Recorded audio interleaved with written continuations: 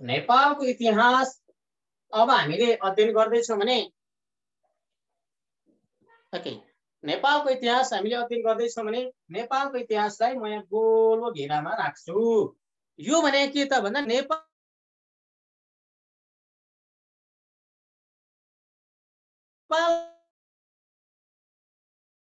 इतिहासमा पढ्ने कुरा के हो सबभन्दा एट फर्स्ट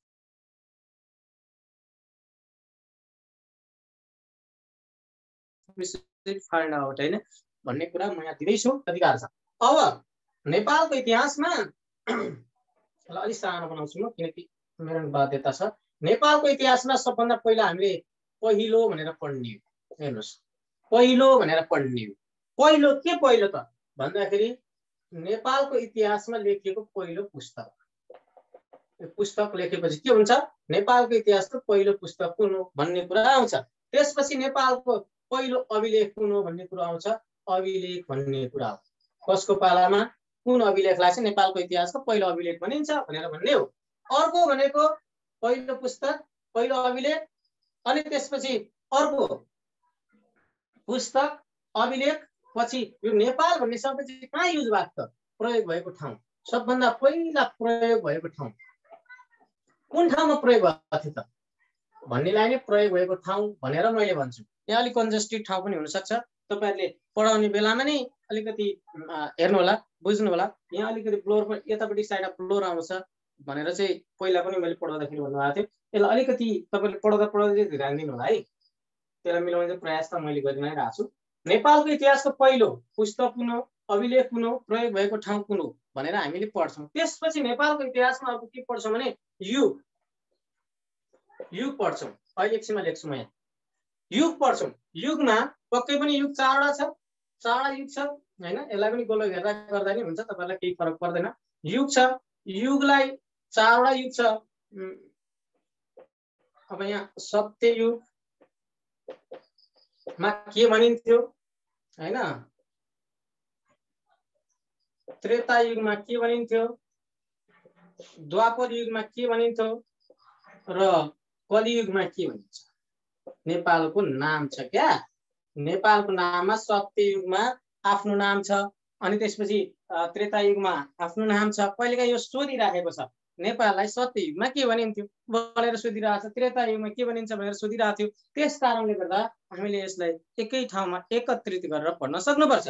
त्यसपछि युगपछि पहिलो तीनटा कुरा आयो त्यसपछि युगका कुराहरू आयो अनि अर्को भनेको नामाकरणमा आउँछ। नेपालको नाम चाहिँ कसरी भयो त नामाकरणमा आउँछ। नेपालको नामाकरण चाहिँ कसरी भयो त यसको नाम कसरी बस्न गयो त किन नेपाल नै भनियो त भन्ने कुरा यसमा पनि तिब्बती भाषाको अनुसार लेख्छौँ। अहिले यसलाई लेखौँला है यो लेखौँ ठिकै छ। तिब्बती भाषाको अनुसार लेख्छौँ तिब्बती भाषाको अनुसार लेख्छौँ हैन। किरात भाषाको अनुसार लेख्छौँ अनि त्यसपछि लिम्बू भाषाको अनुसार लेख्छौँ। त्यसपछि लेप्चाको अनुसार लेख्छौँ। चारवटा लेखौँ धेरै लेख्नु पर्दैन नि प्लस आलाई त्यो लेख्नु पर्दैन। तिब्बत किरात लिम्बू र लेप्चामा चाहिँ के भनिन्थ्यो भन्ने कुरा पनि पढ्छौँ।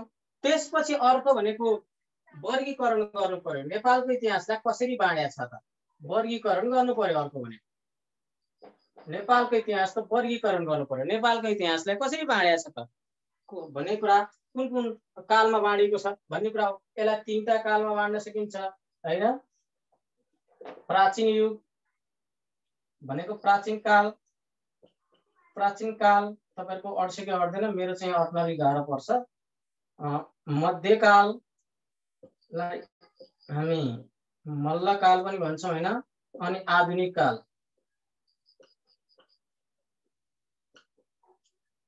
शिक्षक सेवालाई त्यो आधुनिक काल मोस्ट इम्पोर्टेन्ट हो। यो पढ्नै पर्छ अरूको बारेमा बरु त्यति ध्यान नदिनु हुन्छ। र अर्को शासन गर्ने वंश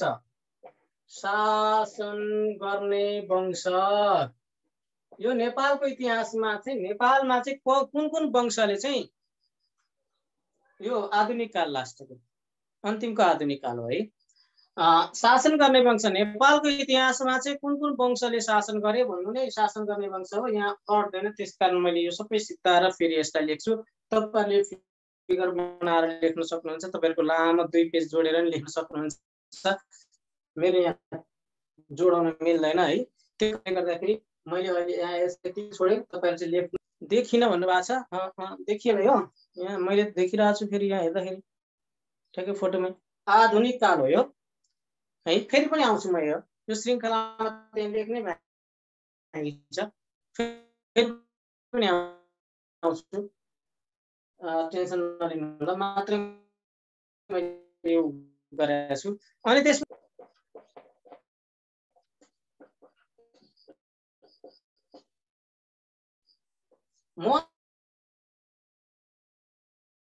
महत्त्वपूर्ण तिथिहरू अनि त्यसपछि हामी पढ्छौँ। यसरी नेपालको इतिहासमा वंशको बारेमा पढ्छौँ, गोपाल वंशको बारेमा पढ्छौँ हैन, अहिर वंशी जसलाई महिषपाल वंश पनि भनिन्छ त्यसको बारेमा पढ्छौँ, सोम वंशको बारेमा पढ्छौँ। अनि त्यसपछि किरातको बारेमा पढ्छौँ, लिच्छवीको बारेमा पढ्छौँ, मल्लको बारेमा पढ्छौँ, खसको बारेमा पढ्छौँ, शाहको बारेमा पढ्छौँ, यो शासन गर्ने वंशको बारेमा पढ्छौँ। अहिले चाहिँ हामीले यो खातामा के छ भन्ने कुरामा अब प्रवेश गरौँ है त। यहाँ हेर्नु होला, अलिकति दुविधा के छ भने यसमा दुविधा नलिनु होला, त्यही भएर म यसलाई दुईटा बनाउँछु। एकदमै ध्यान दिनुभयो भने बुझ्नुहुन्छ, म तपाईहरुलाई ग्यारेन्टी दिन्छु। पुस्तकमा नेपालको इतिहासको कुरा गर्ने हो भने नेपालको इतिहासमा पहिलो पटक विलियम कर्कप्याट्रिकले लेख्नु भएको पुस्तक 1861 मा लेख्नु भएको पुस्तक an account of kingdom of Nepal.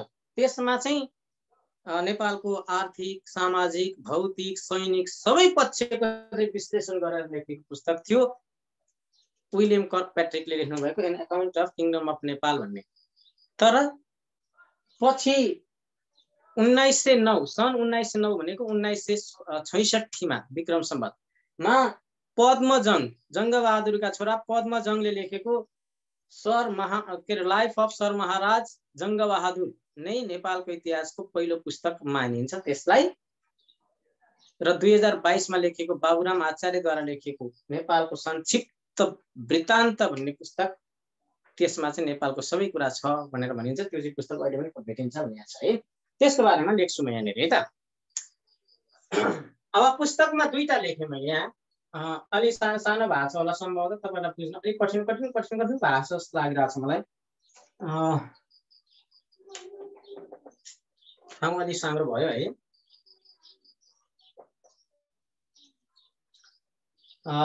यहाँ चाहिँ विदेशी राइटरबाट लेखेको पुस्तकलाई म पहिला लेख्छु। यहाँ विदेशी राइटर हैन, विदेशीले भन्नुस्, विदेशीले, नेपालले होइन, नेपालले होइन, विदेशीले देखिन्छ कि देखिँदैन मैले तपाईहरु चेक गरे। विदेशीले नेपालीले लेखेको पुस्तक, पहिलो पुस्तक कुनलाई आधार मानिन्छ म त्यो भन्ने बेलामा भनिदिइहाल्छु, केही फरक परेन है त। म यसलाई अलिकति बोर्डलाई मिलाउँछु। ओके ल, ओके विदेशीले लेखेको पुस्तक भनेको अलि सानो भाषा, म यथाशक्ति विज्ञान मेटेर अलि तल लेख्छु ल। अहिले फेरि मेटाउनु गरौँला, तपाईहरुको ठाउँ भइहाल्यो, तपाईहरुले सम्भवतः यो खाका लेख्नु भयो होला। विदेशीले भने चाहिँ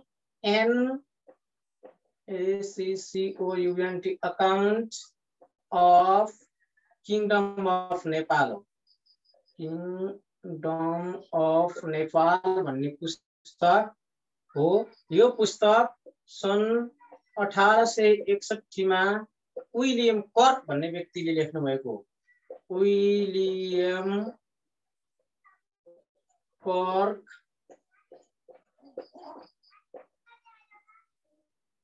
पैट्रिक भन्ने व्यक्तिले चाहिँ लेख्नु भएको पुस्तक हो। विलियम कर्कप्याट्रिकले सन् 1861 मा लेख्नु भएको an account of kingdom of Nepal नै पहिलो पुस्तक हो। तथापि औपचारिक रूपमा नेपालीले लेखेको पुस्तक जसलाई सर महाराज जंगबहादुर भनेर, लाइफ अफ सर महाराज जंगबहादुर भनेर लेखेको पुस्तकलाई चाहिँ पहिलो पुस्तक मानिएको भने हो। नेपालीले लेखेको भनेको पद्मजंग भनेपछि थाहा भइहाल्यो, पद्मजङ राणा हो। पद्मजङले लेखेको पुस्तक लाइफ अफ सर महाराज जङ्गबहादुर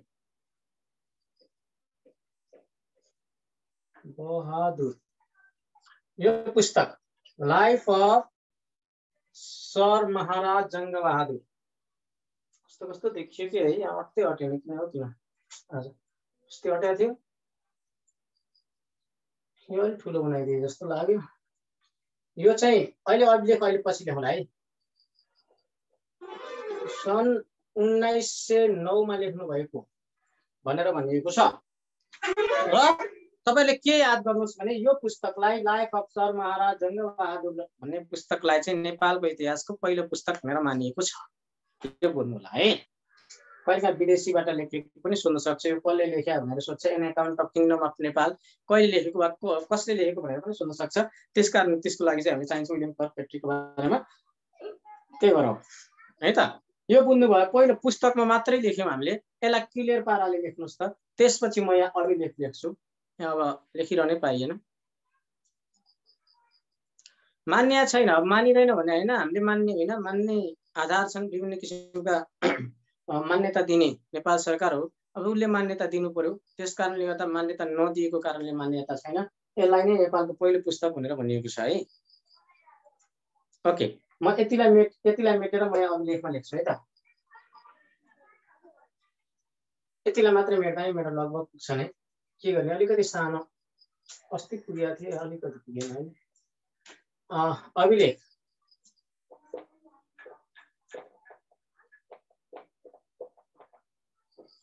अभिलेख भने के त, नेपालको इतिहासको पहिलो अभिलेख कुन हो भन्ने कुरा चाहिँ टिस्टुङ अभिलेख भन्छ।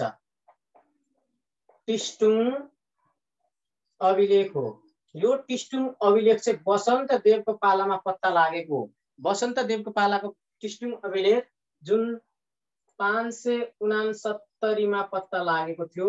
यो 569 मा पत्ता लागेको अभिलेख। यो अभिलेख चाहिँ वसन्त देवको पालामा पत्ता लाग्यो। यहाँ वसन्त देव पनि लेख्दा हुन्छ तपाईहरुले।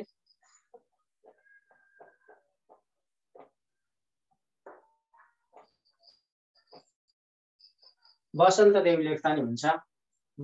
वसन्त देवको पालामा पत्ता लागेको टिस्टुङ चाहिँ अर्थ प्रयोग भएको ठाउँ। यो प्रयोग भएको ठाउँ के त भन्दा नेपाल भन्ने शब्दको चाहिँ सबैभन्दा पहिला कहाँ प्रयोग भयो भन्ने भने तपाईलाई काम लाग्ने हो।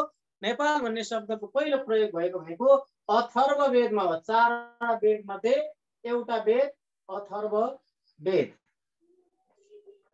अथर्ववेदको एउटा परिशिष्टमा चाहिँ यो नेपाल भन्ने शब्दको प्रयोग भएको छ।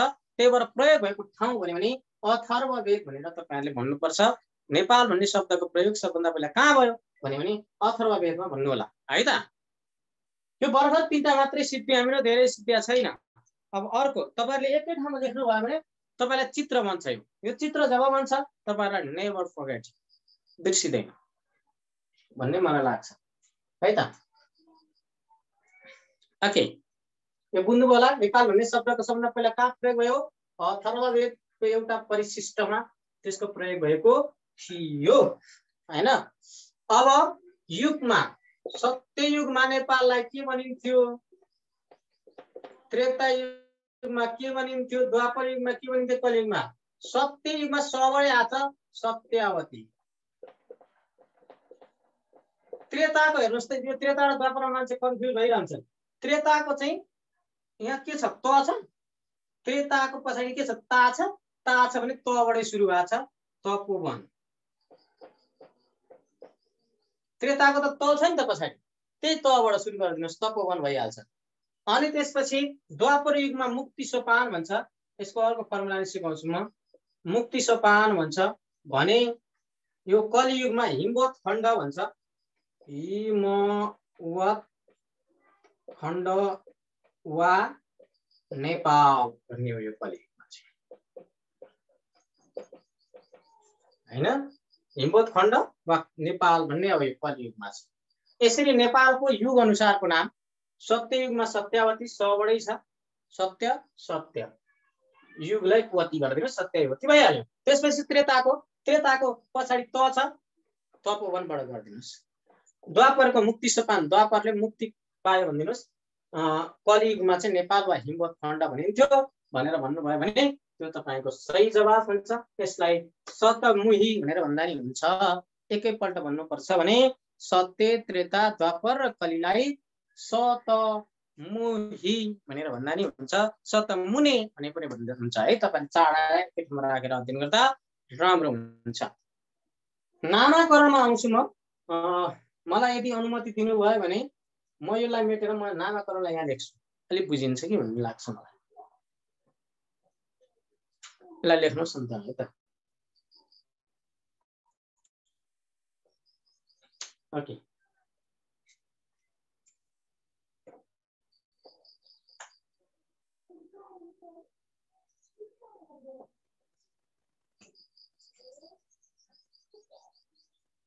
ओके। युगको नेपाललाई चाहिँ 4 युगमा फरक फरक नामले भनिन्थ्यो। सबभन्दा पहिला सत्ययुगमा सत्यवती स बढै छ, सत्यलाई सत्यवती भइहाल्यो, नभए भएन, सत्ययुगलाई सत्यवती।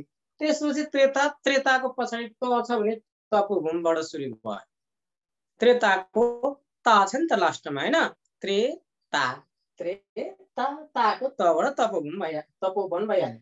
द्वापरको मुक्ति सोपान भइहाल्यो। द्वापर युगमा चाहिँ नेपाललाई मुक्ति सोपान भनिन्थ्यो अनि कलियुगलाई हिमवत खण्ड वा नेपाल भनिन्थ्यो है। यसरी भनिन्थ्यो। कमेन्ट के छ? अब म यसलाई मेटाइदिन्छु।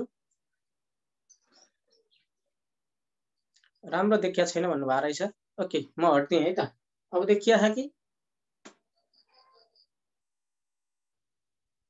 नदेखिन्छ जस्तो मलाई लाग्दैन।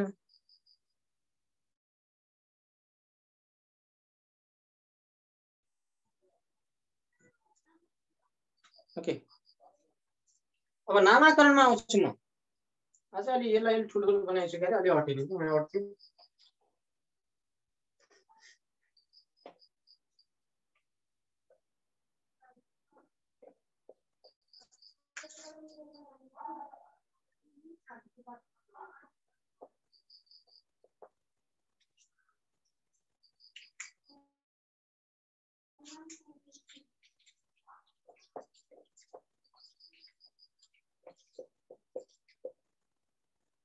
नामाकरण है।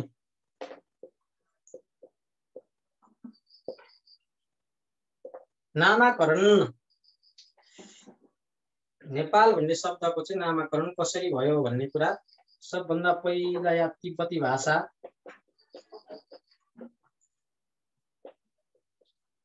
त्यसपछि यहाँ भनेको किरात भाषा, त्यसपछि यहाँ भनेको लिम्बू भाषा र अर्को भनेको लेप्चा भाषा। 4 भाषाको उदयको रूपमा हेरिन्छ। अब तिब्बती भाषामा ने प्लस पाल नेपाल भन्ने आयो। ने प्लस पाल नेपाल भनेको हो ने भनेको उन र पाल भनेको घर। ने भनेको उन र पाल भनेको घर। त्यसकारण उनको घर भन्ने हुन्छ। तिब्बती भाषालाई हेर्ने हो भने लास्टमा चाहिँ यहाँ उनको घर भन्ने हुन्छ। उन भने त थाहा छ नि हैन, उनको घर भन्ने कुरा हुन्छ। लेप्चा हो। तिब्बती भाषामा चाहिँ उनको घर भन्ने हुन्छ। ने भनेको उन र पाल भनेको घर। त्यसकारण तिब्बती भाषामा चाहिँ नेपालमा धेरै उन उत्पादन भएको भूमि भएको कारणले गर्दा भेडा पालन गर्ने, उन उत्पादन गर्ने भएको कारणले तिब्बती भाषामा चाहिँ उनको घर हुँदा हुँदै नेपाल भएको हो भनेर भनिएको छ। अब किराती भाषामा पनि हामीले हेर्न सक्छौँ, किनभने किराती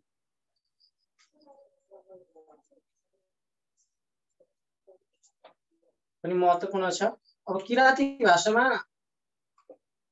ने प्लस पाल नै हो। ने प्लस पाल ने भनेको मध्य र पाल भनेको घर। बीच भागमा भएको मध्य भागमा भएको घर भएको कारणले यो बीच भागमा काठमाडौँ उपत्यका थियो, त्यसैले नेपाल भएको भनेर भनिएको छ। मध्य भागमा भएको घर भनेर मध्य भागको घर भनिया भएर नेपाल भनिएको भनिया छ। काठमाडौँ उपत्यका बीच भागमा रहेको, त्यस कारणले गर्दाखेरि बीच भागमा रहेको जसलाई मध्य भनिन्छ भनेर चाहिँ मध्य भागको घर भन्दा भन्दै नेपाल रहेको ने प्लस पाल भनेर भनिन्छ। नेपाल किराँती भाषामा कसरी रहनु पर्यो भने ने भनेको मध्य, ने भनेको मध्य, पाल भनेको घर। त्यसकारण मध्य भागमा रहेको घर, मध्य भागमा बीच भागमा रहेको भनेको कारणले गर्दा यसलाई चाहिँ नेपाल भनेर भनिएको छ। अब लिम्बू भाषा, लिम्बू भाषामा चाहिँ समथर भूमि, नेपाल चाहिँ समथर भूमि भने काठमाडौँ उपत्यका समथर त त्यस्तो मलाई चाहिँ लाग्दैन, तर त्यहाँ चाहिँ समथर देखिएको कारणले गर्दा लिम्बू भाषामा चाहिँ समथर भूमि भनिन्छ भनेर भनिएको छ। लेप्चाले चाहिँ के भने नेपालमा धेरै मन्दिरहरू है, काठमाडौँमा धेरै मन्दिरहरू, मन्दिर भएको कारणले पहिला त के हुन्थ्यो अरे भने प्राचीन युगकालमा त घरभन्दा बढी मन्दिर भएको कारणले मन्दिरको सहर पनि भनिन्थ्यो अरे क्या काठमाडौँ हैन। घरभन्दा बढी चाहिँ मन्दिरहरू थिए अरे क्या, देवालयहरू थिए अरे क्या। त्यो कारणले गर्दाखेरि यो यसले चाहिँ पुण्य भूमि भन्छ क्या, लेप्चा भाषामा चाहिँ पुण्य भूमि भन्छ।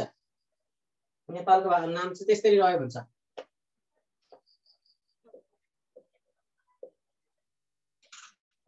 पुण्य भूमि भन्छ नेपालमा। यसरी विभिन्न भाषामा के को फेरि भनिदिनु भन्नुभएको थियो है, तपाईँको च्याट हेर्छु म। नामाकरणको फेरि भनिदिनु भन्नुभएको रहेछ। ओके, ध्यान दिएर सुन्नु होला, केही छैन नामाकरणमा। नामाकरणमा मैले धेरैवटा शब्दहरू ल्याएको छु, जसमा चाडा कुरा लगायत गर्नुपर्छ भनेर मैले ल्याएको छु। सबभन्दा पहिला नेपाल भन्ने शब्दको उत्पत्तिको सवालमा तिब्बती भाषामा कसरी आयो भन्ने कुरा हुन्छ। त्यसपछि किराँत भाषामा कसरी आयो, अनि लिम्बू भाषाबाट कसरी आयो, अनि लेप्चा भाषाबाट कसरी आयो भन्ने कुरा हुन्छ।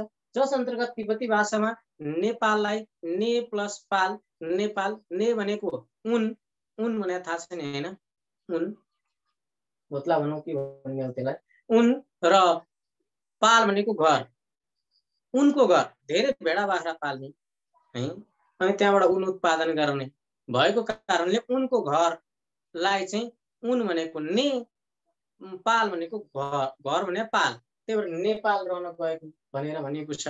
अनि त्यसपछि किराँत भाषामा ने प्लस पाल, ने भनेको चाहिँ मध्य, पाल भनेको घर। मध्य भागमा काठमाडौँ भनेको मध्य भागमा भएको एउटा ठाउँ घर भएको कारणले गर्दा यसलाई चाहिँ नेपाल भनिएको भनेर भनिएको छ। त्यसपछि अर्को भनेको लिम्बू, लिम्बू भने समथर भूभाग क्या, काठमाडौँ उपत्यका समथर भूभाग छ, यता हेर्दा नि समथर, उता हेर्दा नि समथर, समथर भएको कारणले वरिपरि उपत्यका हो नि त काठमाडौँ त, वरिपरि पहाड बिचमा समथर, त्यस कारणले गर्दा यसलाई समथर भूमि भनेर भन्ने कुरा भयो।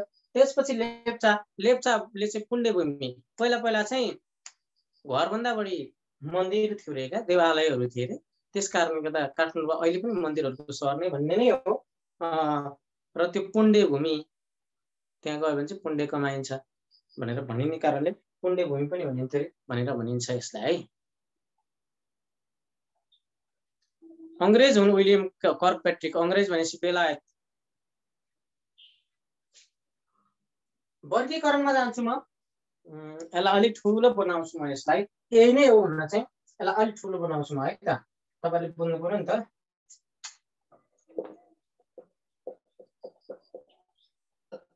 यसलाई नमेटिकन यत्तिकै लेख्न पाए यस्तो मजा हुन्थ्यो, मेट्नै पर्ने अवस्था आयो। प्राचीन काल, त्यसपछि मध्यकाल वा मल्लकाल एउटै हो, त्यसपछि आधुनिक काल।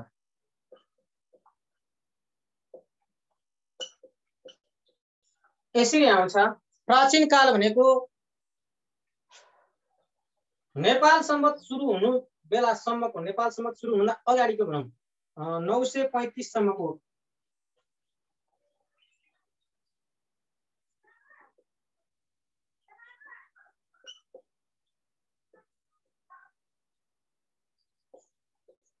935 विक्रम सम्वत 935 भन्दा हुन्छ। यो 935 सम्मको समय विक्रम सम्वत सुरु हुनुभन्दा अगाडि राघव देवले चाहिँ देखिया छैन भन्नुभएको छ। देखिया छैन नबुझिया होला, तर देख्न त किन नजान्नु।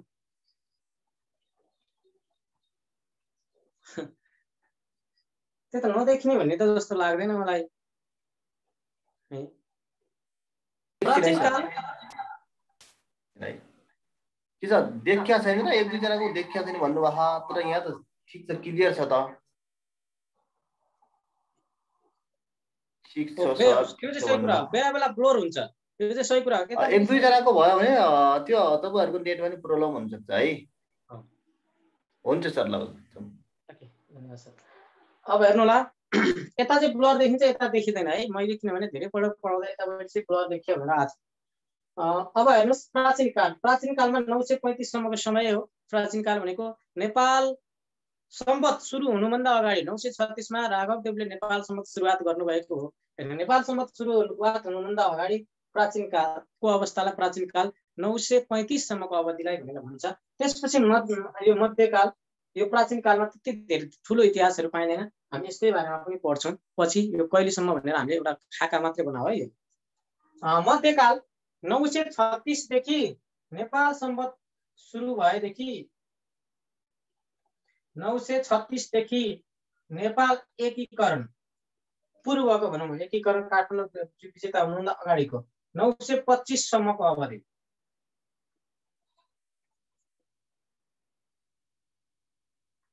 यो 900 को अवधि हैन, 900 देखि 900 भने 1800 हो नि त हैन। 900 वर्षको अवधि 936 देखि 1825 सम्मको यो अवधि चाहिँ मध्यकाल हो। यसलाई मल्लकाल भनेर पनि भनिन्छ। यसको बारेमा पनि हामीले डिटेलमा पढ्नु पर्छ है। पढ्छौँ, केही छैन, हाततिर हुँदैन, बिस्तारै पढ्छौँ। 936 देखि 1825 सम्मको अवधि हो मध्यकाल भनेको। त्यसैगरी आधुनिक काल। अब आधुनिक कालमा आएमा आधुनिक काल भनेको 1825 देखि अहिलेसम्मको हालसम्मको अवस्था, हिजोसम्मको अवस्था। हिजो पनि इतिहास भइसक्यो, आज हामीले पढिरहेछौँ वर्तमान छ, भोलि यो पनि इतिहास भइहाल्छ हैन। इतिहास त जहिले पनि थपिँदै जान्छ।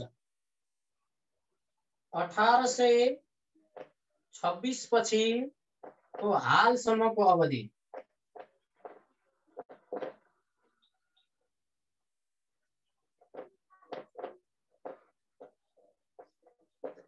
वास्तवमा इतिहास भनेको बितेका घटनाहरूको संग्रह हो, सङ्कलन हो। त्यो कारणले गर्दा प्रत्येक दिन हाम्रो आज अघिसम्म हाम्रो वर्तमान थियो, अहिले अघिको समय इतिहास भइसक्यो हुन्छ, बित्यो इतिहास भयो। त्यो कारणले गर्दा इतिहास बनाउनको लागि वर्तमानमा राम्रो काम गर्नुपर्छ भन्छ नि त हैन। अहिले हामी पढौँ, इतिहासको पढाइले वर्तमानमा राम्रो हुन्छ नि त भोलि पर्सि। वर्गीकरण प्राचीन काल 935 सम्मको अवधि हो। मध्यकाल 936 देखि 1825 सम्मको अवधि हो भने आधुनिक काल 1826 देखि हालसम्मको अवधि हो। यसरी तीनवटा कालमा वर्गीकरण गरेको छ भनेर पनि हामीले एडी हुँदैन, बियास नै हो यो। अब शासन गर्ने वंशको बारेमा म यहाँ लेख्दैछु है त। अलि यता लेख्छु, देखिन्छ पनि होला जस्तो लाग्छ मलाई। यो चाहिँ छुट्टिने हो कि।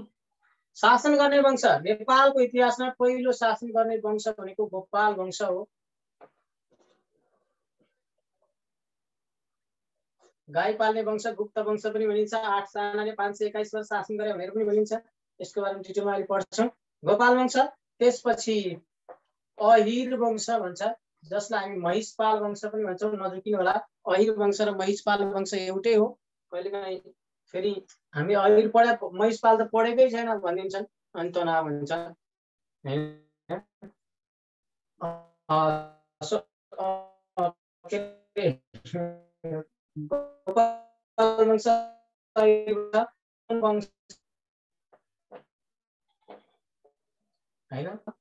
किरात काल पनि भन्छ उसलाई। किरात पछि लिच्छवी, किरात लिच्छवी, लिच्छवी पछि मल्ल अनि शाह पनि लेख्नु ल लास्टमा। यता पनि लेख्नुहुन्छ ल, यहाँ अटेन, तपाईहरुले लेख्नुहुन्छ शाह लेख्नु ल। अनि त्यसपछि खस पनि लेख्नु पर्ने थियो, लेख्न त हैन, तर अब त्यो लेखिएन केही फरक पर्दैन, यति चाहिँ हामीले मेन गर्नै पर्छ। शाह, गोपाल वंश, ऐर वंश, सोम वंश, किरात वंश, लिच्छवी वंश, मल्ल वंश, शाह वंश। अब अहिले त गणतन्त्र नेपाल छ, संघीय लोकतान्त्रिक गणतन्त्रात्मक राज्य भनेर नेपालको संविधानले भनेको छ, त्यस कारणले पनि यति पनि हेर्नुपर्छ। ओके, शाह वंश भन्नुहोस् है, वंशको बारेमा थाहा चाहिन्छ। अब हामीले के पढ्ने त, अब के पढ्ने त भन्दा गुड, ओके,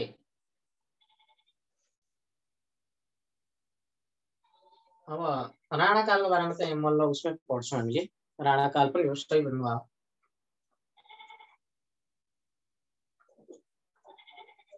यसमै आउँछ, राणाको बारेमा पढ्छौँ। तर राणाहरू कहिले पनि राजा भएन, राणाहरू प्रधानमन्त्री मात्रै हो। राणा काल भयो तर राणा प्रधानमन्त्री मात्रै हो, राजा कहिले पनि भएनन्। शासन गरे, प्रधानमन्त्रीले गरे, राजालाई पनि उहाँर, तर तिनीहरू राजा कहिले पनि भएन। यो वंश जति पनि लेखेका छौँ यो वंशको राजा भएको छ, राजा वंश हो, त्यति मात्रै। तर बिचमा हामी राणा काल पनि पढ्छौँ। शाह मल्ल वंशमा धेरै नै उनीहरूले चाहिँ मचाल्छन्, त्यसलाई हामी पढ्नुपर्छ। तर राजा होइनन्, राणाहरू कहिले पनि राजा भएनन्, तिनीहरू प्रधानमन्त्री नै हुन्। हामीले अहिले लेखेकाहरू वंशहरू जति पनि छन् त्यो राजा भएका वंशहरू लेखेका छौँ है, बुझ्नुपर्छ हामीले। अब महत्त्वपूर्ण तिथिमिति म यही नै हो तपाईँलाई अहिले पढाउने, यहीँको यहीँ याद भएर पठाइदिन्छु म तपाईँलाई। तिथिमिति हो, गाह्रो लाग्छ लाग्दैन तिथिमिति लर्न गर्नु? यति याद गरेपछि हामीसँग बाँकी दुईटा मात्रै हुन्छ। यो यो यो काल यो भनेको यही छ, त्यस कारणले गर्दा यसकै बारेमा मात्रै हामीले पढ्ने हो। गोपाल वंशको बारेमा के भयो, ऐर वंशको बारेमा के भयो, सोम वंशको बारेमा के भयो, लिच्छवी वंशको बारेमा के भयो, मल्लको बारेमा के भयो, शाहको वंशको बारेमा के भयो, यही कुराहरू हामीले पढ्ने हो। यो पछि भनेको बाँकी भनेको यही हो, प्राचीन कालमा कुन कुन वंश पर्छ, मल्ल कालमा कुन कुन वंश पर्छ, आधुनिकमा कुन कुन वंश पर्छ भनेर पढ्छौँ, छुट्याउँछौँ अनि पढिदिन्छौँ। यो र यो भनेको यो वंशमै आउँछ, अहिले पछि आउँछ, त्यो छुट्याउँछौँ पढिदिन्छौँ, यति मात्रै बाँकी हुन्छ हाम्रो यो सिद्धेपछि है। ओके, अब म डेटमा जान्छु।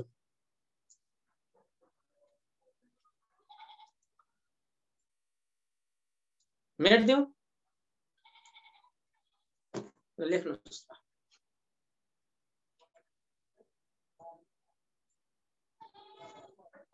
सिद्धि है। ओके ल, ठिक छ, हस्, धन्यवाद।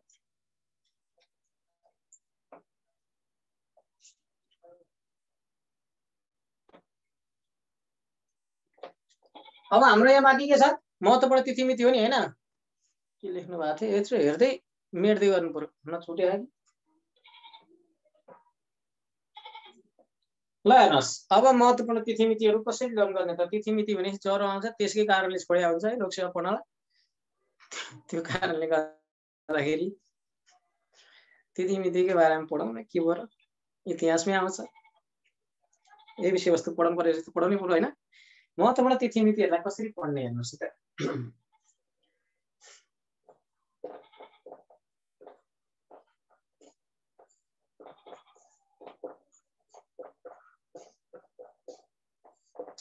महत्त्वपूर्ण तिथिमितिहरूलाई अध्ययन गर्ने बेलामा तिथिमिति भनेपछि आफ्नै जन्ममिति त कहिलेकाहीँ बिर्सेला भन्ने डर हुन्छ है। नागरिकता पाएको कहिले तपाईँले भन्नुभयो भने नागरिकता मिति पाएको मिति कन्डा गर्न अलिअलि गाह्रो हुँदैन, त्यो कहिले हो कहिले पाथ्यो, यसले पाएकोसँगै पाएको हो भन्छौँ हामी, अर्कालाई तुलना गर्छौँ साथीहरूलाई होइन, अर्कालाई सम्झिनुपर्छ, त्यो बेला आफूलाई सम्झिने होइन। कतिसम्म छौँ त हामी होइन।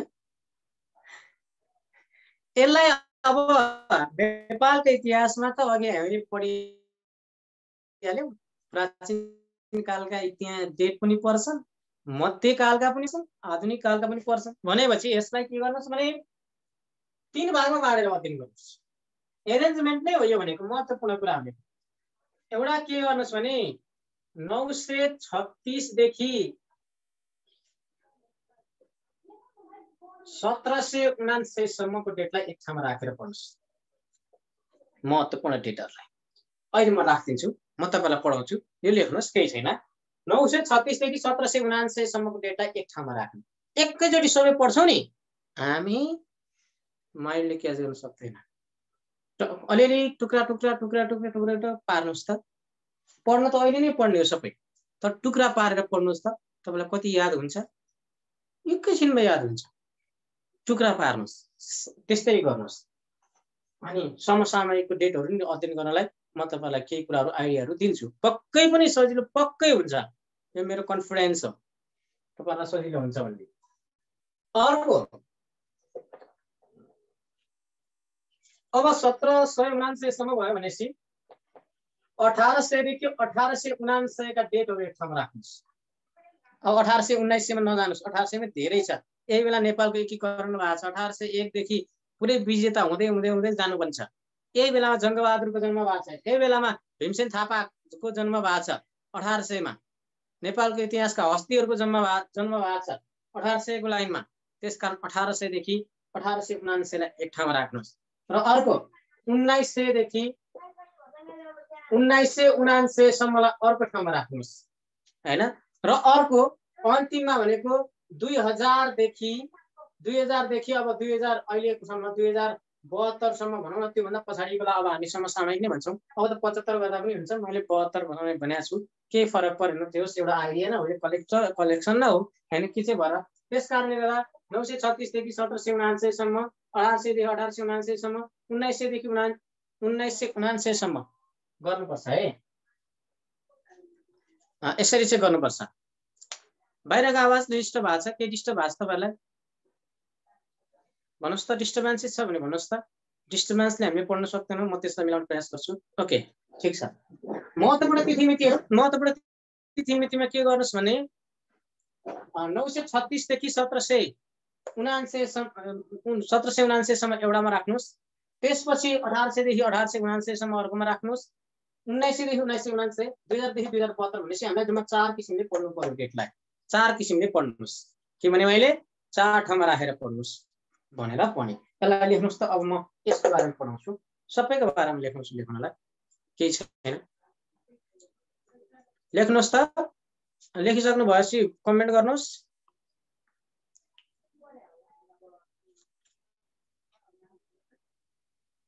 ओके ल, एकजनाले एस लेखेपछि प्रतिनिधिको रूपमा मैले पाएँ। ओके ल, यो धेरै पनि त छैन नि हैन, धेरै ठुलो कुरै होइन नि। एउटा मैले के चाहिँ लेखेको छु, सबै तपाईहरुले पढेकै कुरा लेखेको त हो अहिलेसम्म हैन। अब हेर्नुस्, अब हामी एउटा गोलो घेरा बनाउँ। कतिले 936 देखि हैन, 936 देखि 936 देखि 1779 सम्म। एकैछिन है त, म मेरो एकैछिन ल, म यहाँ बाहिर साउन्ड आयो।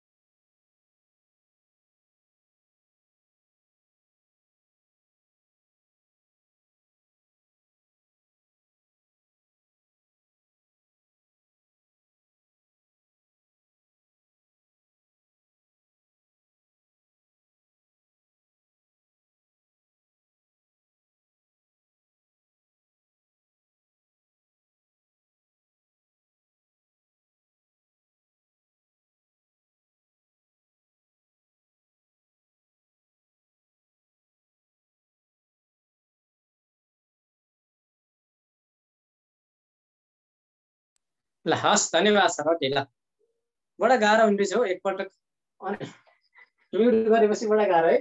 ल ठिक छ, ओके। अब मैले यसमा जान्छु। एकछिन डिस्टर्ब भयो, सरी है तपाईहरु सबैजना, माफ दिनु होला। यसलाई मैले हेर्नुस्, यसलाई मैले गोलो घेरा बनाएँ र अब म तपाईलाई केही भन्छु अनि त्यसपछि लेख्छु। हेर्नुहोस् धेरै छैनन् यसमा। 936 देखि 1779 को डेट कति होला भने ल हेर्नुहोस् 936 यही त हो नि 936 को त हराइ नै छ काम हो 936 पक्र्नुहोस् न यसमा कतिवटा डेट छ भनेर मैले भन्नै भएको छु त 936 देखि 1779 मा हामीले याद गर्नुपर्ने भनेको सबभन्दा पहिला 936 याद गर्नु पर्यो। नेपाल सम्बन्धको सुरुवात भएको छ 1317 को याद गर्नु पर्यो 1485 को याद गर्नु पर्यो 1541 को याद गर्नु पर्यो किनभने म यहाँ लेख्छु है त जान्छु त। ओके 936 नै याद गरौँ। अब यस्तो गर्नुस् ठीक छ। ओके 936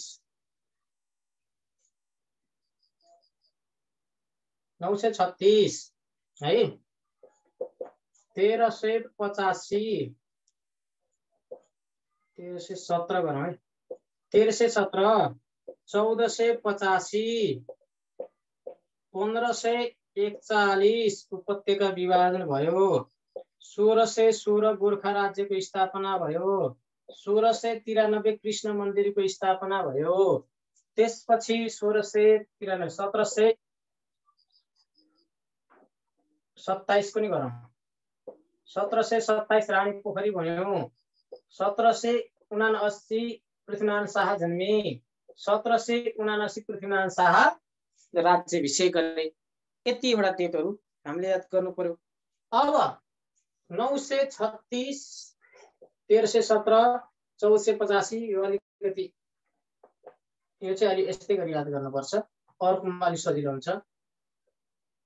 यति याद गर्नुहोस् 936 देखि 1779 सम्म कतिवटा 1 2 3 4 5 6 7 8 9 वटा डेट त रहन्छ 9 वटा डेट त रहन्छ 9 वटा भनेर भन्नु होला है। अलिकति लाइट फोकसिङ भएको जस्तो लाग्यो है।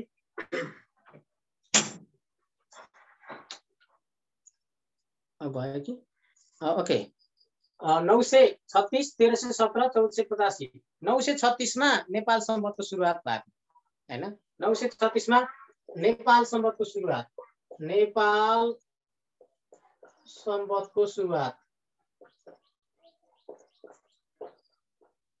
नेपाल सम्बन्धको सुरुवात राघवदेवबाट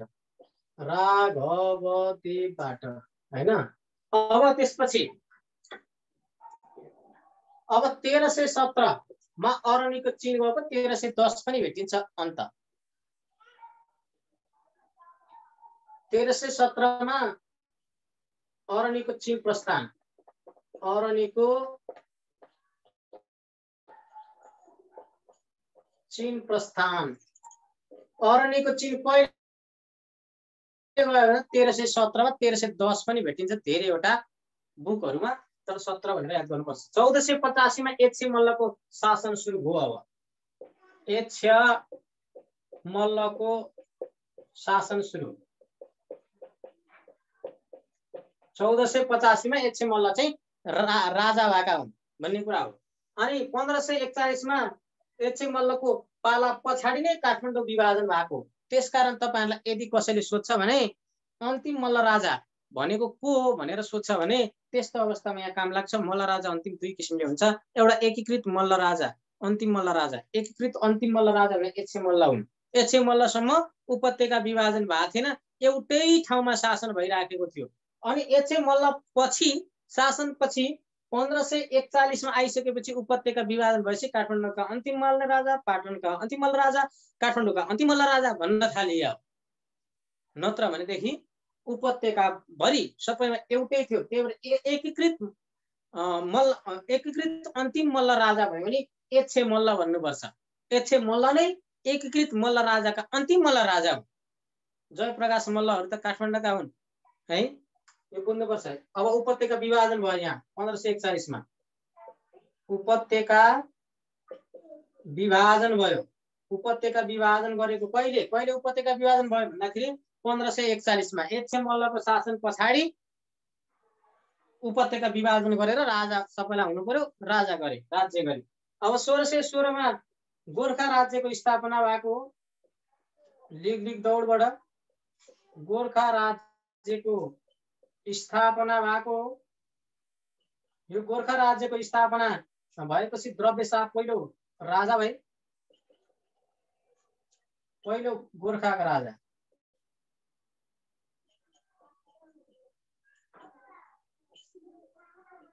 गोर्खाका पहिलो राजा को हुन् भने द्रव्यशाह। यो कहिले भन्दाखेरि 1616 मा, किनभने 1616 मै गोर्खा राज्यको चाहिँ स्थापना भएको है। अघि सरले कमेन्ट गर्नु भएको थियो 1779 दुईटा भयो भनेर है, धन्यवाद छ। मैले कमेन्ट कता कता देखाए जस्तो लाग्यो, ध्यान दिएको थिइनँ, यसो हेरेँ अहिले दुईटा भएछ। ओके, 1616 मा गोर्खा राज्यको स्थापना, द्रव्यशाह पहिलो गोर्खाका राजा भए। त्यसपछि 1693 मा पाटनको कृष्ण मन्दिर एकदमै चर्चित हो हैन, त्यो मन्दिरको स्थापना 1693 मा भएको। कसले बनाएको भन्यो भने पनि थाहा होला, पछि राजाको उसमा आउँदाखेरि आउँछ। पाटनको कृष्ण मन्दिरको स्थापना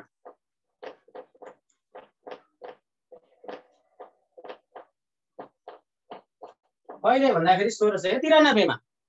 त्यसपछि 1727 मा रानी पोखरीको स्थापना भयो। प्रताप मल्लले रानीको मन बुझाउनको लागि, छोराका मृत्यु भएर रानीको मन बुझाउनको लागि पहिलो पटक निर्माण गर्नुभएको 1727 मा रानी पोखरी।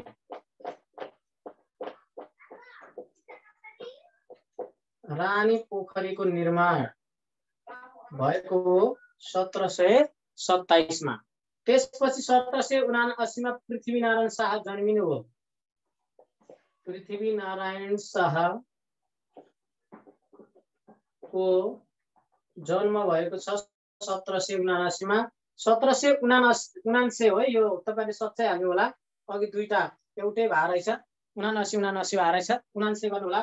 र यो 1779 मा चाहिँ पृथ्वीनारायण शाह राजा भएका हैन, बुवा बित्नु हो, नरपुर शाह अनि राजा हुनु। पृथ्वीनारायण शाहको राज्याभिषेक भनौँ न 20 वर्षको उमेरमा। अलिकति के चर्चा गरौँ भने यति हो, जम्मा धेरै छैन। तपाईहरु धेरै किताबमा सरर लेखा देखेर तर्सिनुहुन्छ, धेरै छैन। गोर्खा राज्यको पहिलो राजा चाहिँ द्रव्यशाह हैन।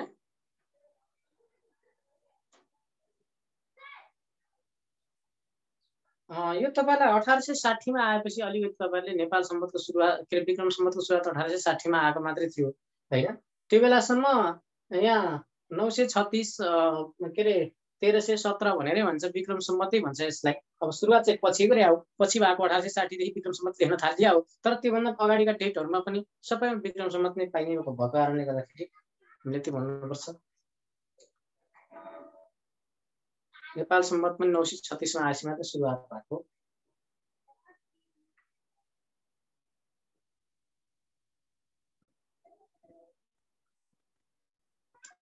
है त।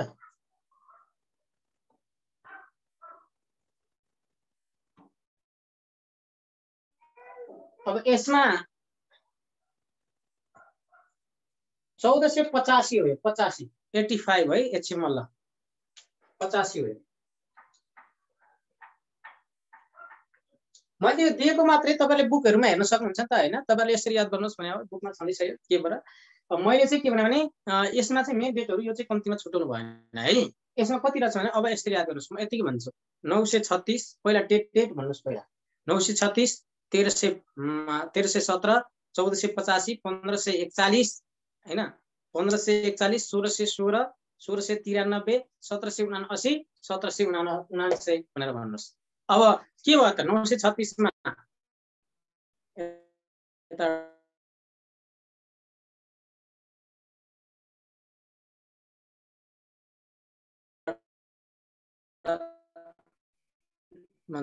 ल छुट्छेका जस्ता 1416 मा गोर्खाको राज्यको स्थापना भयो। अनि त्यसपछि 1616 भनेपछि 1693 मा कृष्ण मन्दिरको स्थापना भयो। 1779 मा को जन्म भयो। 1779 मा पृथ्वीनारायण राज्याभिषेक राजा हुनुभयो हैन। यसै हुनुभयो। पहिला गोर्खाका मात्र राजा हुनुहुन्थ्यो, पछि एकीकरण गर्नुभयो, धेरै ठाउँको राजा हुनुहुन्थ्यो। गोर्खा राजाको चाहिँ अन्तिम राजा भने कि ल एकपल्ट फेरि हेर्नु है, यसलाई यस्तै भन्नुहोस् ल। पहिला के भन्नुहोस् भने तपाईँले जब यो सबै एकैचोटि याद गर्नुहुन्छ तपाईँहरू फेरि फ्युस हुनुहुन्छ। यसलाई कसरी भन्नुहोस् भने सबभन्दा पहिला डेट भन्नुहोस्। मैले याद गर्नुपर्ने के भनेर याद गर्नुहोस्। अब सबभन्दा पहिला तपाईँले 936 देखि 1799 सम्ममा 936, 1317, 1485, 1541, 1616, 1693 हैन, 1693 अनि त्यसपछि 1779 अनि 1779 भनेर यसरी याद गर्नुहोस्। त्यसपछि अब के हो त 936 मा के हो 936 नेपाल सम्बन्धको सुरुवात रागले गरे। अनि 900 भनेपछि 1317 मा के हो चिन अरुणीको चिन गएको 1727 गुड 1727 पनि छ 1727 गुड ओके थ्यांक यू सम्झाउने भयो ठ्याक्कै। यो क्रमले जानुहोस् 1700 मा तीनटा रहेछ भन्ने कुरा याद गर्नुहोस्। मैले अहिले ठ्याक्कै गर्दिन 1700 मा तीनटा भनेर याद गर्नुहोस्। एकदमै चाँडो हुन्छ पहिला डेट याद गर्नुहोस् है त। यो आइडिया हो। म अर्कोमा जान्छु। यतिमा यति हो। अब अर्कोमा झन् सही छ 1800 हेर्नुहोस् न। अब म सबैमा गरिदिन्छु त। यसमा चाहिँ 900 देखि 1779 सम्म कतिवटा डेट 900 देखि 936 देखि 1779 सम्म 1 2 3 4 5 6 7 8 9 वटा डेट हैन छुट्नु भयो भन्ने कुरा गुड ओके। म मेट्दै है त।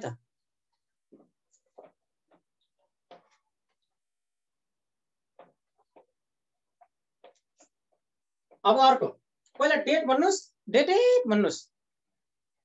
936 भन्दा अगाडि त्यहाँ चाहिँ भेटिँदैन के को लर्न गर्नु हैन। अब हाटकोट भेटिने त्यही टिस्टुङ अभिलेखहरू पढ्ने हो। अब अनि त्यसपछि मानदेवको शासनकाल पढ्ने हो, अर्कोको शासनकाल पढ्ने हो, त्यति हो। अब 1800 को हेर्नुस् झन् सही छ। पर्छ 1800 को हेर्नुस् 1800 को है 1800 को 1 भन्नुस्।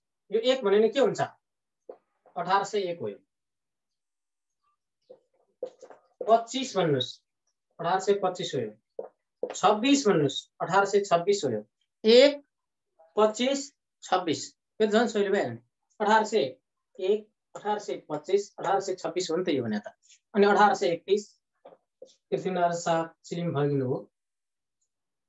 अघि जन्मेका थिए राजा नि भएको थियो। अब यहाँ आएर सिलिन्छन् 31 32 57 नि गरिदिन्छु ल ओके। मैले यो आजसम्म पढाएको थिएन आज यो लेखिदिन्छु। 62 1862 मात्र लेख्नु हुन्छ है 1800 लेख्नु पर्दैन। यहाँ छ 1800 62 72 74 81 90 ल लु हेर्नुहोस् अलि सानो भएर छेउछेउ भएर सन्चै छेउस मैले भन्न खोजेँ यति हो। यहाँ अलिकति इतिहासका धेरै कुराहरू जोडिएका छन्। यसमा अलिकति हेर्नु होला। यसलाई तपाईहरु चाहिँ अलिकति ग्याप छोड्नु होला ल। मेरो सँगसँगै भएछ म मिलाउँछु। अब हेर्नुहोस् कतिवटा छ 1 2 3 4 5 6 7 8 9 10 11 वटा त रहेछन्। के चाहिँ भयो 11 वटा त हो। हेर्दाखेरि त्यो 9 वटा यो 11 20 वटा याद भइसक्यो हुन्छ थाहा हुँदैन। 1800 को के 1 25 26 31 32 57 62 72 74 81 र 90 भन्नुस् भइहाल्छ। एउटा गोलाकारमा राख्नुभयो भने।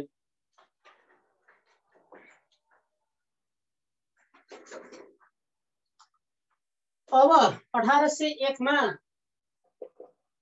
के भयो त याद भयो होला नि हैन तपाईले सम्झिनु होला नि। 1879 सम्मै हो। 1879 सम्म घटना भयो भने लेख्ने हो। घटनै छैन भने कसरी लेख्नु भने महत्त्वपूर्ण घटना हुनु पर्यो नि। घटना त होला तर महत्त्वपूर्ण हुनु पर्यो नि छान्नु पर्यो नि त। त्यो छैन क्या। त्यही भएर 1879 छैन यसमा। त्यो बुझ्नु पर्यो क्या। अब 1 अब हेर्नुस् 1801 लेखेको छ नि यो भने के हो 1801 25 भने के हो 1825 26 भने के हो 1826 यो अब 1800 मा के याद गर्ने भन्दाखेरि ओके लेखिसक्नु भएको छ एकमा के याद गर्ने भन्दा 1 25 26 31 32 57 62 72 81 र 90 भनेर यसरी याद गर्नुस् त तपाईले सक्नुहुन्छ सक्नुहुन्न यो आयो भने अर्को घटना मजाले आउँछ आयो हैन अब हेर्नुस् 1801 मा नुवाकोट विजय सरले लेखिसक्नु भएको छ सर ओके मिस मैले हेरिन नुवाकोट विजय कसले पृथ्वीनारायण शाहले हैन यो त थाहा छैन सर नुवाकोट विजय भयो एकीकरणको बेलामा 1825 काठमाडौँ विजय भयो काठमाडौँ विजय 1826 भक्तपुर विजय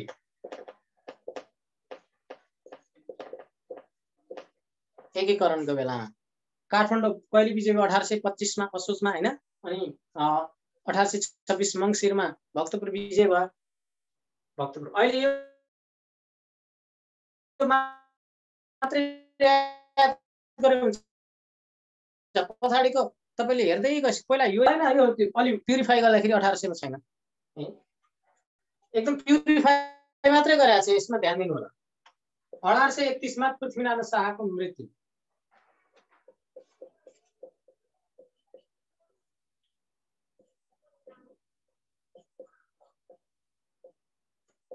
1832 मा भीमसेन थापाको जन्म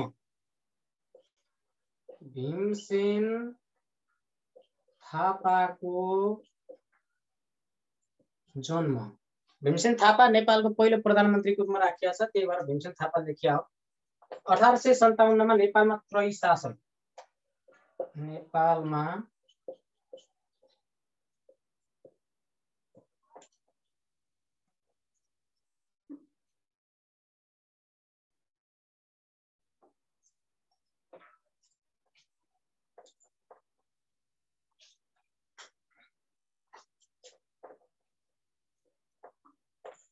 त्रयी शासन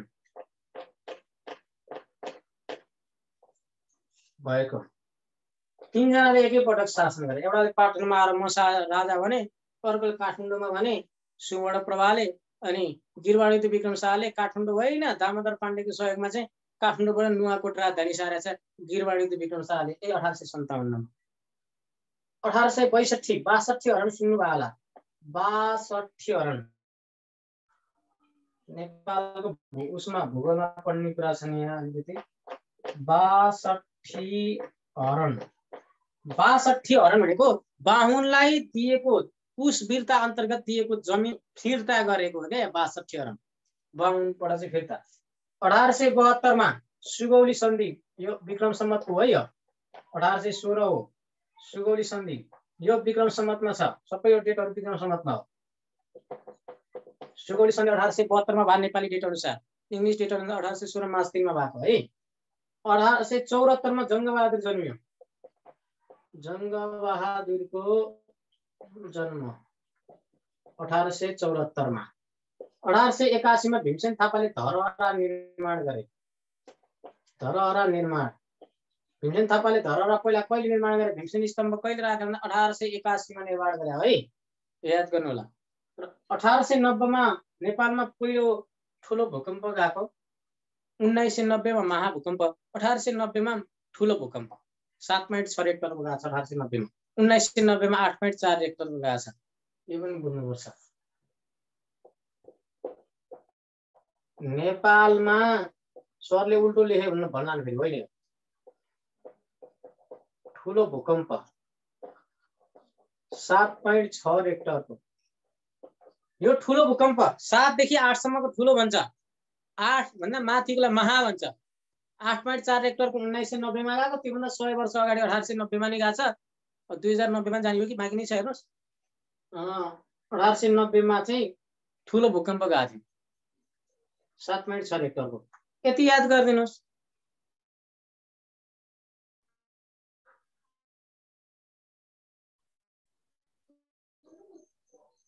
1800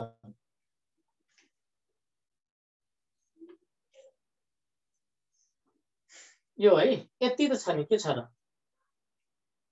अरु केही छ भने थप्ने छ भने थप्दा हुन्छ केही छैन 57 को ओके म भनिदिन्छु ठीक छ ओके सबै भनिदिन्छु ल सुरुदेखि। 1801 मा नुवाकोट पृथ्वीनारायण शाहले विजय गर्नुभयो, 25 मा काठमाडौँ, 26 मा भक्तपुर विजय गर्नुभयो, 1831 मा आएर पृथ्वीनारायण थाकेर आफै सिज प्लान्ट हुनुभयो है। 1831 मा देहावसान भयो उहाँको, नुवाकोटमै देहावसान भएको है उहाँको। अनि त्यसपछि 1832 मा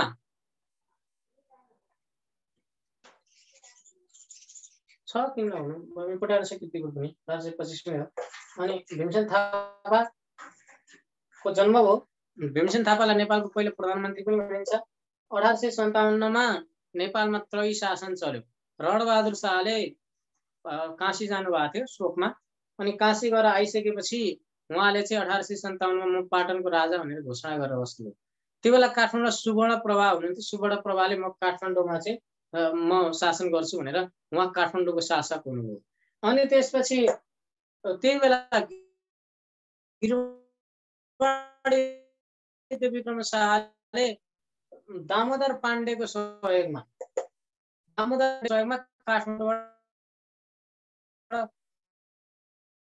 काठमाडौँ यो तीनजनाले चाहिँ शासन गरेको भएर 1857 मा चाहिँ नेपालमा त्रयी शासन, एकै ठाउँमा तीनजनाले शासन गरेबाट त्रयी शासन भने हो है। कहिले भएको भनेन 1857 मा। त्यसपछि अनि यहाँ अर्को पनि के छ भने काठमाडौँबाट चाहिँ नुवाकोट राजधानी सार्ने को हो भन्दाखेरि नेपालको इतिहासमा वीरवाडी विक्रम शाह हुन्। उनले 1857 मा सारे हुन्। अनि 1862 मा 62 हरण भनेको चाहिँ बाहुनहरूलाई वीरता स्वरूप दिएको, कुश वीरता स्वरूप भन्न, जमिन वीरता दियो भनेदेखि चाहिँ कुश वीरता भन्छ। त्यो कुश वीरता स्वरूप दिएको जमिन चाहिँ फिर्ता गर्न लगायो क्या राजाले। त्यही फिर्ता गर्न लगाएको उसलाई चाहिँ 62 हरण भनेर भनिन्छ। अनि 1872 मा सुगौली सन्धि भइहाल्यो। सुगौली सन्धिलाई कसरी सम्झिने म एकदम सजिलो फर्मुला छ, त्यो म तिमीलाई। अनि जङ्गबहादुरको जन्म 1874 मा भयो। 1881 मा धरहराको निर्माण भयो भने 1890 मा नेपालमा ठुलो भूकम्प गयो। 7 देखि 8 सम्मलाई ठुलो भूकम्प भन्छ। 8 रेक्टर भन्दा माथिकोलाई 7 रेक्टरदेखि 8 रेक्टरसम्मलाई ठुलो भूकम्प भन्ने हो। अनि 8 रेक्टर भन्दा माथिकोलाई महाभूकम्प भन्ने हो।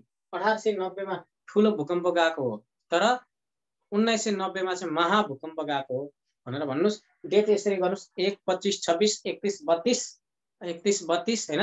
अनि त्यसपछि 31, 32 अनि त्यसपछि एकैचोटि आएर 57 अनि 62, 72, 74, 81, 90 गर्नुस् भइहाल्छ। अरु छन् भने थप्नुस् के फरक पर्छ, याद गर्नुस् है त। यसरी अर्कोमा जान्छु म, 1900 मा जान्छु। कति छ समय? अल्छी लागेको छ तपाईहरुलाई?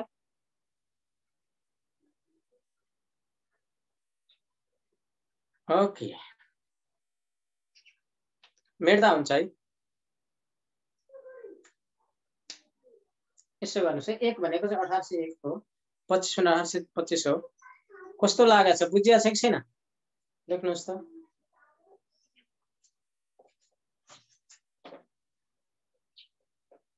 ल ठीक छ।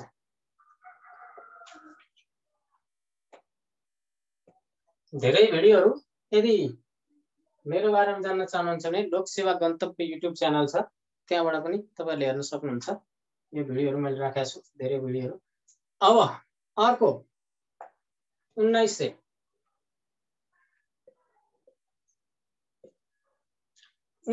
मा 1900 का महत्त्वपूर्ण डेटहरु के हुन् त भनेर अब म तपाईहरुलाई केही जानकारी दिने प्रयास गर्छु।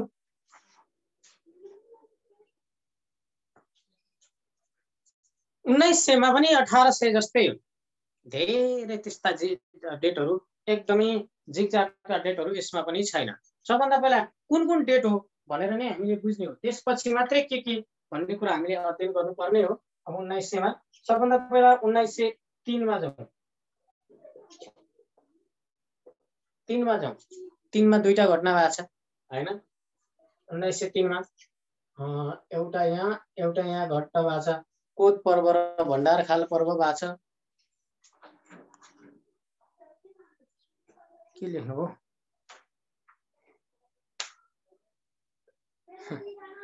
1903 भनेको चाहिँ 1903 हो। यो यसमा दुईटा घटना भएको छ। 1903 मा हैन, दुईटा घटना भएको छ। एउटा कोत पर्व, अर्को भण्डारखाल पर्व। कोत पर्व भण्डार खाल पर्व दुईवटा घटना भएको छ 1903 मा। अब चाहिँ अलिकति धेरै आउँछ यहाँ, अलिकति बिचमा त्यो झ्यालको लाइट पर्दो रहेछ क्या, भोलि म्यानेज गरौँला है। मैले बेलुका मात्रै पढाउने भएको कारणले गर्दाखेरि यस्तो समस्या थिएन, दिउँसोमा चाहिँ बाहिरको लाइट आउँदो रहेछ। कोत पर्व र भण्डार खाल पर्व 1903 मा। त्यसपछि 1903 पछि अब जङ्गबहादुरको सुरु भइहाल्यो। 6 याद गरौँ, अनि त्यसपछि 8 पनि याद गरौँ हैन। 6, 8 यस्तो महत्त्वपूर्ण डेट छ नि। 8 मा के होला तपाईले पढ्नु भएको छ, अब याद हुन्छ। 1903 6 8 त्यसपछि 10 याद गरौँ। 10 मा दुईटा छ हैन। 1910 पछि 1912 पनि त्यतिकै याद महत्त्वपूर्ण छ। 1910 1912 त्यसपछि 1920 चियाको पनि सुरुवात गर्नै पर्यो हैन। 1920 पछि 1900 कति याद गरौँ भने ओके 1947 याद गरौँ। 1955 याद गरौँ। 1958 याद गरौँ हैन। 55 58 60 नोट नहीं हो क्या हो, तनाव हो। 1960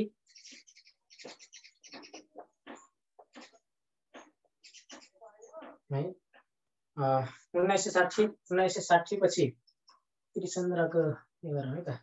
1975 1977 हेर्नुस् त मेरो त नोट नै हो त। ल अर्कोमा लेख्छु ल, म यति लेख्दै गर्नुस् ल, यो भन्दा धेरै छ। 1975 77 तपाईहरु लेख्नुहुन्छ भने कता लेखौँ भने 1975 77 पछि 81 पनि छ, 81 पनि छ, 1981 पनि छ है। लेख्नुहुन्छ भने तपाईको ठाउँ छ भने 81 छ। त्यसपछि 1990 छ, 1993 छ, 1997 छ। यति पछाडी यति 4 डेटहरु छ।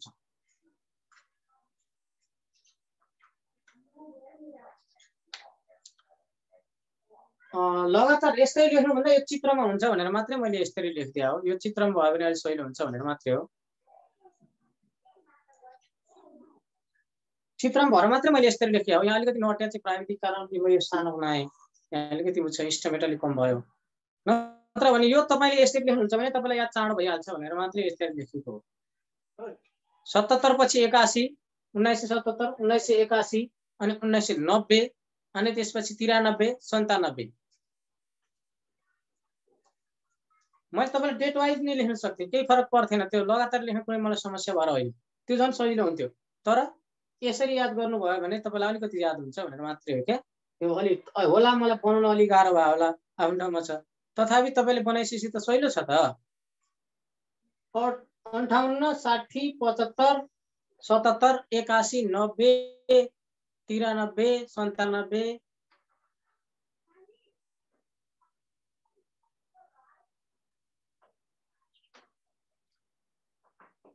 डेट हो। त्यस कारणले तपाईलाई सकेसम्म नबिर्सियोस् भनेर मात्रै हो क्या, अरु त के थियो र।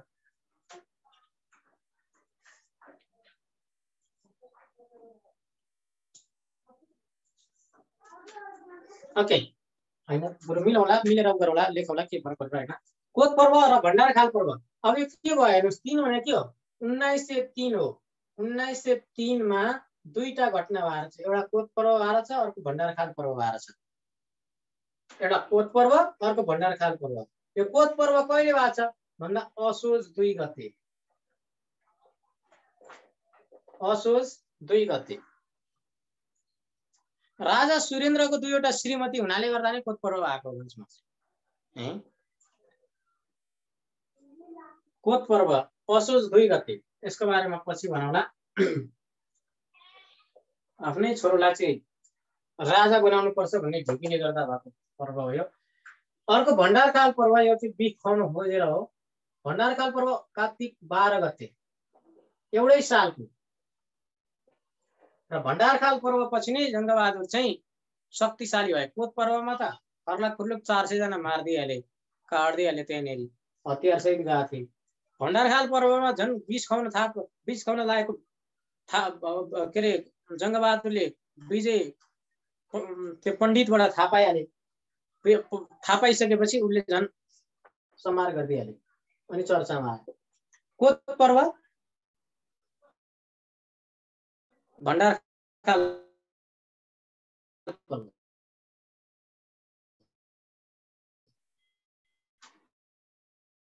कोत पर्व असोज 2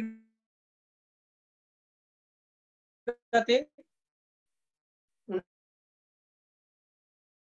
1912 गते हेर्नुस् ल 19बेलायतबाट 2 वर्ष प्रेस भनि ल्याउनु भयो त्यो प्रेस नेपालकै इतिहासको पहिलो प्रेस हो यदि तपाईहरुलाई कसैले प्रश्न सोध्यो भने नेपालको पहिलो प्रेस कुन हो भने 1908 मा जंगबहादुरले बेलायतबाट ल्याएको गिद्धे प्रेस नै पहिलो प्रेस हो यहाँ आउँछ 1910 मा नेपालमा चिया खेतीको नेपालमा मुलुकी ऐन बन्यो अनि त्यसपछि 1910 मै दरबार हाई स्कुलको स्थापना भयो 1910 मा अनि 1912 मा थापाथली सन्धि तिब्बतसँग भएको हो पहिले भयो भनेर सोध्छ यो पनि महत्त्वपूर्ण छ 1920 मा चिया खेतीको सुरुवात भएको हो नेपालमा है 1947 मा वीर अस्पतालको स्थापना भयो सरकारी अस्पताल अहिले पनि छ अनि म लेख्दिन्छु 55 मा सुधा सागर पत्रिकाको प्रकाशन भयो नेपालको पहिलो पत्रिका भनेर भनिन्छ 1958 मा गोरखा पत्रको प्रकाशन भयो 1960 मा विक्रम सम्वत लेख्न थालिएको हो 1960 मा आएपछि अब आएपछि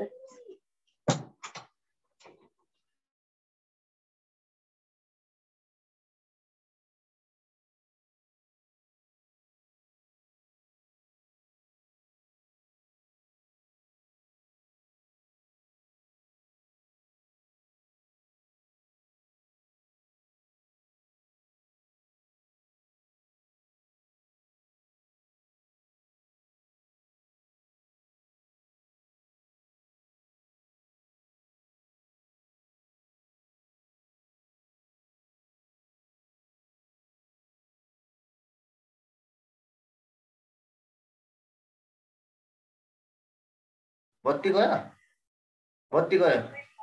हो ल ठिकै छ म मिलाउँछु हुन्छ सर हुन्छ ल उता चाहिँ सरको बत्ती गयो है अब हामीले चाहिँ एकछिन एक्जाम गर्छौं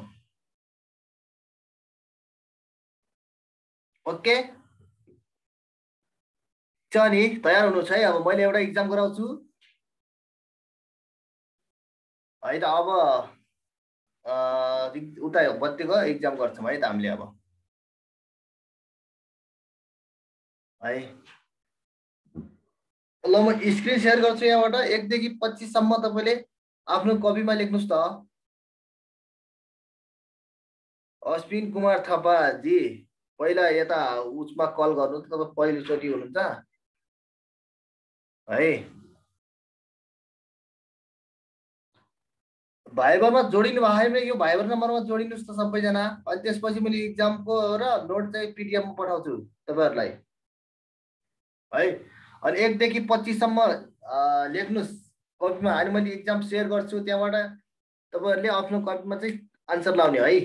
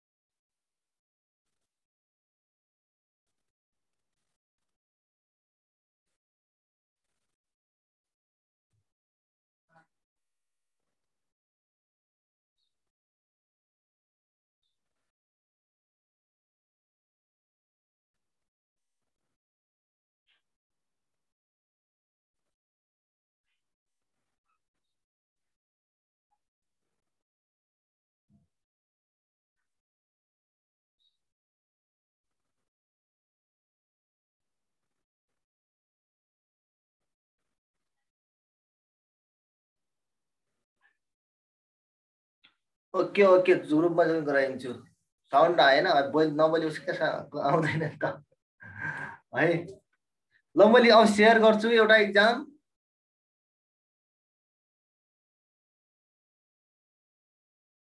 है त।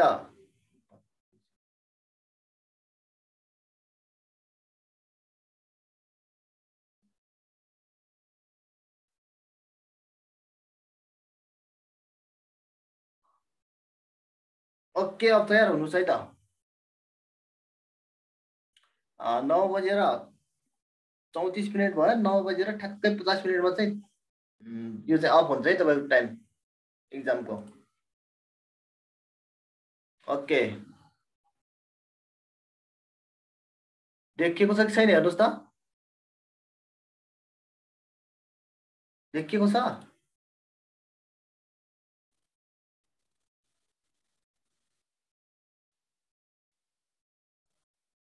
देखिएन? क्वेसन देखिएन? त्यही क्वेसन देखियो कि नै भनेको।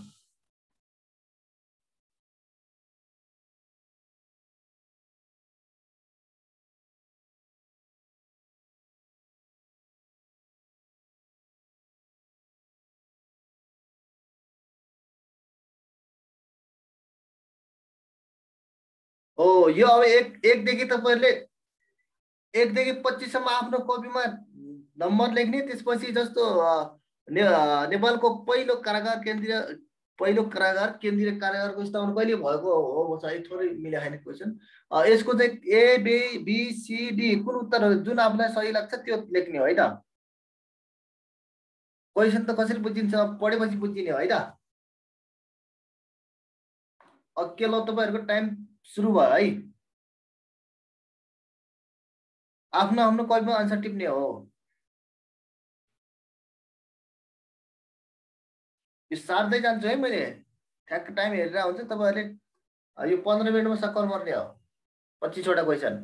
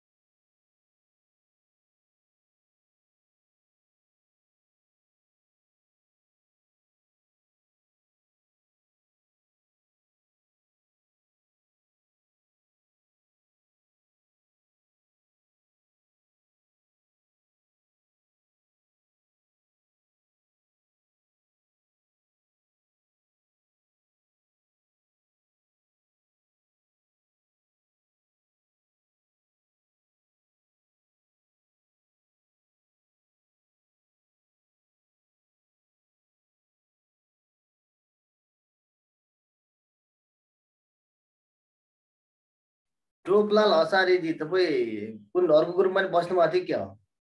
यो नयाँ पेपर हो। अर्को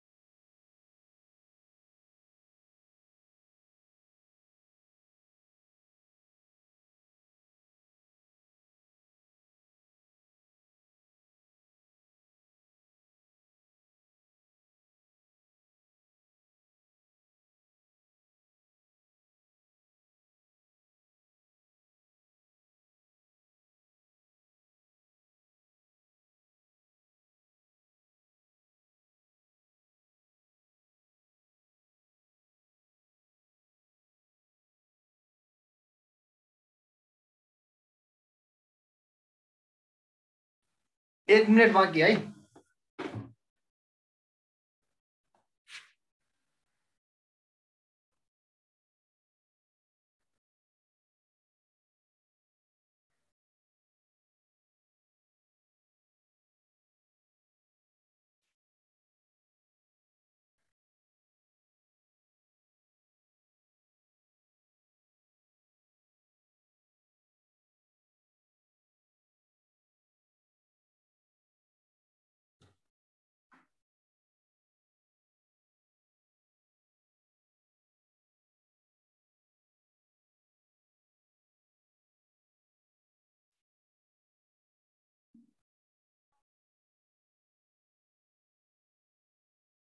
ओके, अब टाइम सक्यो। अब हेर्नुहोस् त कतिवटा मिल्यो एन्सर सिट मिलाउनुहोस् त। त्यसपछि कसको कति मिल्यो त्यो लेखेर पठाउनुहोस् त मलाई कमेन्टमा।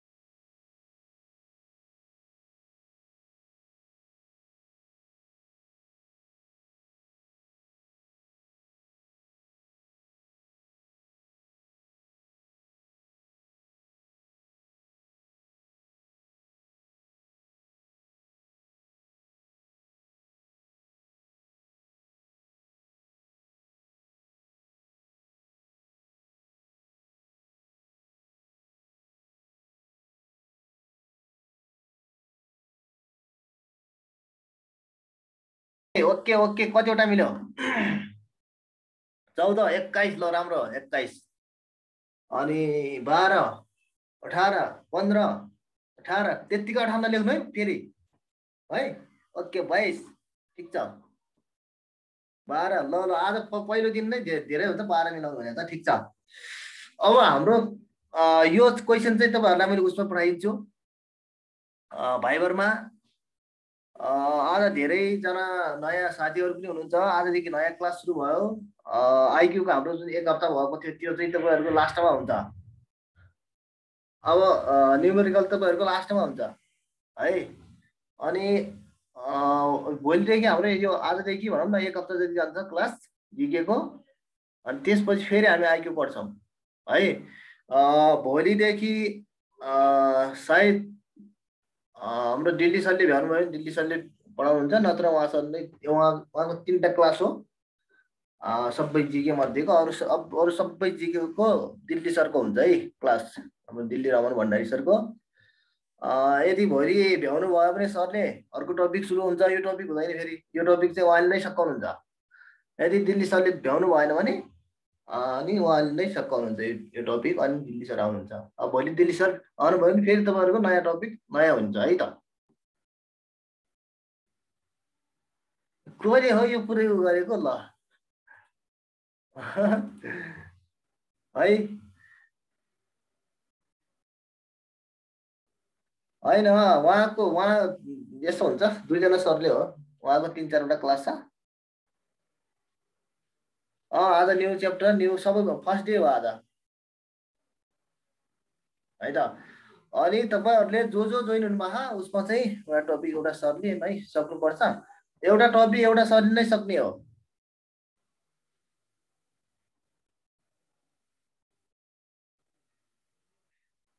भोलि मात्रै होइन, जिके भनेको 1 हप्ता जान्छ तपाईँको। अनि त्यसपछि आइक्यू हुन्छ, फेरि जिके हुन्छ, फेरि आइक्यू हुन्छ है। नोटहरू मैले हिजो अस्ति पनि पठाएको थिएँ, फेरि आज पनि पठाइ, भोलि कुन सर आउनुहुन्छ। दुईजना सर हुनुहुन्छ, दुईजनामा जो भए पनि एउटा टपिक एउटाले सकाउनुहुन्छ।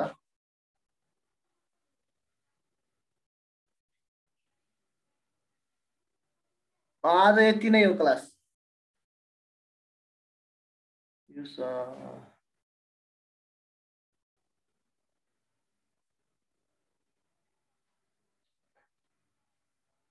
त क्लास चाहिँ ह्याम्पर हुँदैन कहिले पनि, होल्ड हुँदैन। दुईजना आइक्यू टिचर हुनुहुन्छ, दुईजना हाम्रो जिके, कुनै पनि आइक्यू तपाईँहरूको हुँदैन। आइक्यू कतिचोटि भन्नु तपाईँलाई, एक हप्ता जहिले पनि हामीले मैले के मिलाएको छु, सेड्युल मिलाएको हुन्छ सरहरूको, अरू क्लास चाहिँ हुन्छ। त्यसले गर्दाखेरि चाहिँ एक हप्ता जिके, एक हप्ता आइक्यू हुन्छ, त्यो सेड्युल मिलाएको हुन्छ। इन केस केही भएर कहिले काहीँ सरको समस्या भयो के भयो भने म त्यति बेला चाहिँ बिचमा हाल्छु के है। 5 बजे नि जिके हो, 5 बजे तपाईँ यसैमा पढ्नु न, 5 बजे त आइक्यू हो। त्यहाँ त ठाउँ हुन्छ नि, 100 जना ठ्याक्कै छ त्यहाँ।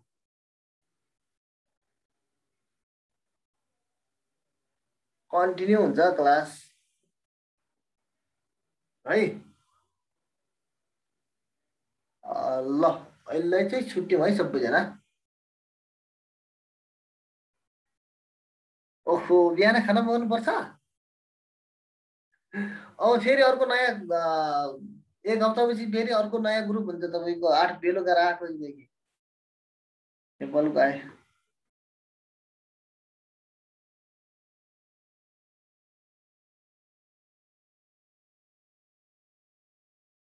ठिक छ नि। अनि क्लास कस्तो लाग्यो त आजको?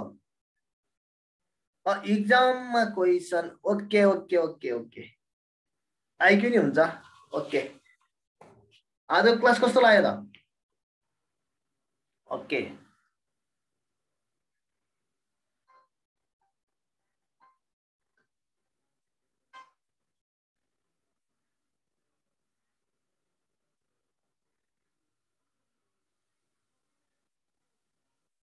प्रासोको छैन हामीसँग अहिले।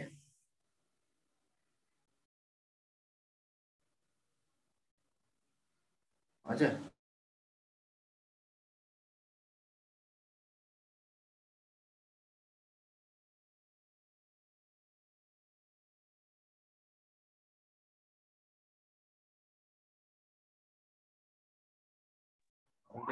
ओके, बाई बाई सबैजनालाई है त।